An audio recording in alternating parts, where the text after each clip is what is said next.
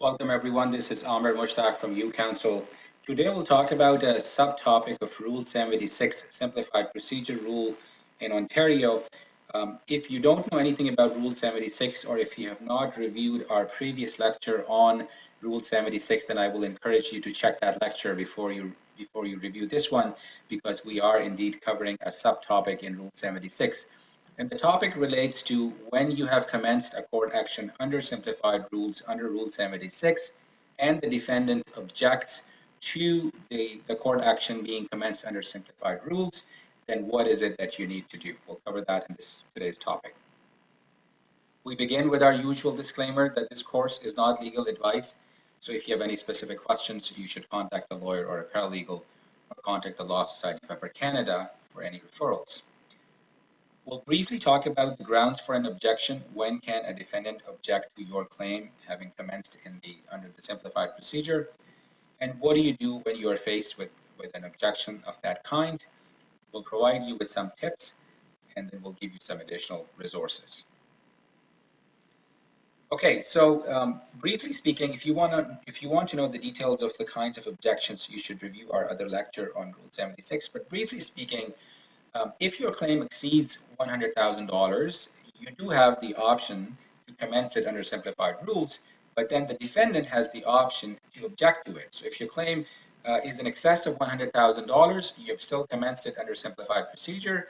The defendant in the statement of defense can say that they object to the court action having commenced under simplified rules. That could be one form of an objection. Other grounds for objections could be that your claim is not for money, real property, or personal property, or your claim relates to construction liens or family law or class action, or it is a case managed claim. So all kinds of issues may give rise to the defendant's objection. But in today's lecture, we're dealing with the objection, which is primarily based upon the fact that you have claimed more than $100,000 in your claim, and you still wanted to proceed under simplified procedure, but the defendant objects to it. So what do? You essentially have two options. Number one is that rather than trying to continue under simplified procedure, you now agree and file certain documents to confirm that your action will continue under ordinary procedure. Or what you can do is you can withdraw your claim exceeding $100,000, because that's essentially the objection from the defendant, and you say to the defendant with respect to certain documents that you're withdrawing your claim in excess of $100,000 so you can continue under simplified procedure. So let's look at each objection separately. Number one is the option to continue under ordinary procedure, and that's covered under Rule 76.02 sub 6 of the Rules of Civil Procedure. You can Google it and read the rule. But briefly speaking, what that rule asks you to do is prepare, serve, and file Form 76A.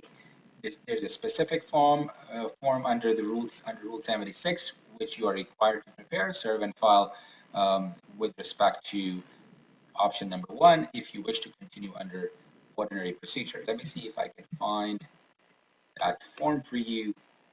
Okay, so I had downloaded this form, and you will see it's a pretty straightforward form. It essentially says the plaintiff states that this action and any related proceedings are continuing under Rule 76, continuing as an ordinary procedure. So if this is what you are doing, you check this box and you serve this document and file it with the court. This part of the top part of the document will be very similar to your claim, your pleading. You will put your own name and the defendant's name here, and then the court file number will come here. Similarly, over here, you will have the exact same information that you had put in your claim at the bottom, and then you will put the defendant's counsel or defendant's information here. So it's very similar to your claim or any other pleadings. The only part is that you're making sure that you're stating which option you're following. So if you agree to the objection and you're continuing under ordinary procedure, then this is the box you check. You prepare the document, you serve it on all parties, and then you file it with the court. That's what you need to do, Form 76A. When do you need to file this form? First option is after all the pleadings are closed. If you have reviewed my previous lectures on pleadings, you understand that pleadings are closed when everyone has filed their claims, counterclaims, cross-claims, defense, reply, when all of those documents, which are called pleadings, when they are filed, that means the pleadings are closed. And so pleadings are closed, you can file Form 76A, or the other option is that when you are amending your pleadings at the time of amendment, you can file Form 76A. Now, one more thing I want to mention here is that let's say if you had commenced your court action under ordinary procedure, and then at some point during that process, either parties agreed that the matter could continue under simplified procedure, or you amended your pleadings to bring your claim for under $100,000 or to comply with the Rule 76.02 sub 1, that rule which allows you to continue under simplified procedure, then in that case, the ordinary action can then be continued as a simplified action as long as you fill out Form 76A. So the same process for Form 76A, if you had commenced under ordinary action and then went back to simplified procedure. Or another situation could be that you had commenced under simplified procedure, the defendant had objected for some reason, you continued under ordinary action, and then later on, if the defendant agreed with you, the parties consented, or there is another reason you were able to amend your pleadings, or another reason that justifies that the matter could continue under simplified procedure, you can still come back to simplified procedure. So Form 76 is your tool to let the court know which way, under what procedure is your court action proceeding. Okay, option number 2, as I said, is a straightforward option that you withdraw your claim in excess of $100,000. And how do you do that? You serve and file a reply. A reply is a specific document. It's part of the pleadings. If you don't know what a reply is, we have a separate lecture on reply, so you can review that. But you prepare a reply and then you serve and file it with the court. So in that reply, you want to use this language or something similar to this language, in which you're basically saying the plaintiff withdraws its claim exceeding $100,000 to comply with Rule 76.02 sub 1. So similar language which indicates clearly to the court, to the parties, that you are withdrawing your claim in excess of $100,000. So again, you prepare a reply, you serve it on all parties, and you file it with the court with the proof of your service, with the affidavit of service. Okay, I have 2 tips with respect to this. Number 1 is that, let's say you have a statement of claim which has a claim in excess of $100,000 and you want it to continue under simplified procedure, right? And so one way is that you bring about the claim, it's in excess of $100,000, let the defendant object to it, and if the defendant does object to it, you can withdraw your claim in excess of $100,000. That's the part that we have already covered. Now, in this tip, what I'm suggesting is that you claim more than $100,000, and within your statement of claim, you put a section there, or put a clause there, or put a paragraph there, which says that you are withdrawing claim in excess of $100,000. Doesn't make sense the way I stated it. Why are you claiming more than $100,000 when you are at the same time, in the same breath, in the next sentence, you are withdrawing the additional claim exceeding $100,000? Doesn't make sense. But it does make sense in some scenarios, and I have used it in those scenarios, and I wanted to sort of give you that suggestion. So let's say that you are in a situation where you have different heads of damages, right? Let's say you have a claim for discrimination, and you are claiming, let's say, $50,000 for that. And then you have another claim for loss of income, and let's say you're claiming, let's say, $40,000 for that. Then you have a claim for some sort of tort, intentional infliction of mental suffering, for instance, and you are claiming another $40,000. So you have different heads of damages, and when you look at the total of these, if total of this claim, then obviously it's in excess of $100,000. This one is about $130,000. So your claim is for more than $100,000. You commence it under simplified procedure, And in my suggestion, what I'm saying is that you put a paragraph that says that you are withdrawing excess of $100,000, right? So why, in what circumstances does this make sense? It makes sense when, as a plaintiff, you are happy to get $100,000 from the court. You know, if your target is that you can get $100,000 or something close to that, you are okay with that judgment.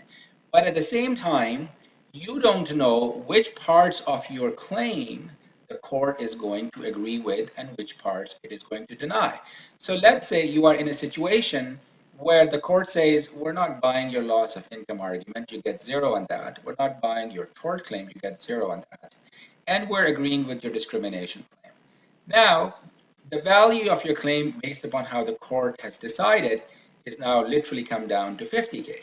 So the court may award you $50,000 if it agrees with the claim and you get a judgment of $50,000. Let's say if you were trying to do the math to keep this total under $100,000, and then what you did was 40 plus 40, 80, and then you brought, let's say, this claim to 20K to keep it under $100,000. Now, you get a judgment for $20,000 because you're not going to get money for more than what you had claimed. So you could have gotten 50,000, but you got 20,000. And in both scenarios, the value of your total judgment is less than $100,000, right? So in some circumstances, it makes sense to claim more than $100,000, but at the same time withdraw in excess of $100,000 so that if parts of your claim are not succeeding, you can still get a better judgment as opposed to getting less money. So this is a tip that you can do that. And so one way you can do that is obviously that you prepare a reply. But again, preparing a reply, filing it with the court, all of this costs time and money, and you can save all of that by putting a paragraph in your claim whereby you're withdrawing it, and that makes it easier for the parties to continue. So that's one tip, may be helpful in some circumstances. Second tip you want to keep in mind is that when you are filing a reply, and if reply is, the only reason you're filing a reply is to withdraw your claim, then aside from the language that I mentioned in the previous slide, which was that you say the plaintiff withdraws a claim in excess of $100,000, you should also have this paragraph in your reply. Unless specifically admitted, the plaintiff denies each and every allegation in the statement of defense. You must, if you have nothing else to say with respect to statement of defense, except that you are just withdrawing your claim for excess in excess of $100,000, then you should add that. And I think the reason why you want to put this in is because if you remember my lecture from reply, when you do not file a reply, when you do not file or serve a reply, then the way the court believes is that it's a deemed denial of all of the allegations in the statement of defense, right? When you do not file a reply, it's automatically a deemed denial of everything that the defendant is saying in the statement of defense. But if you do file a reply, then you always want to specifically deny the statement of defense allegation. So that's why if you're filing a reply, if you're addressing other issues in the reply with respect to statement of defense, then you're fine. I think this sentence should always be included in your reply. But in this scenario, when you're only withdrawing your claim in excess of $100,000, make sure that you add this sentence, this paragraph as well. Okay, so the resources are no different than what we provided you in the previous lecture, which is you can look at the rules, read Rule 76, and you will understand a lot more about what we talked about today.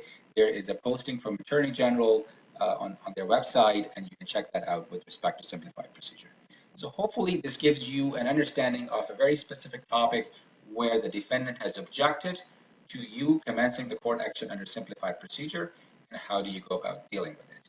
Thank you for watching, and please do provide us with any feedback that you have or any other questions you may have on this topic.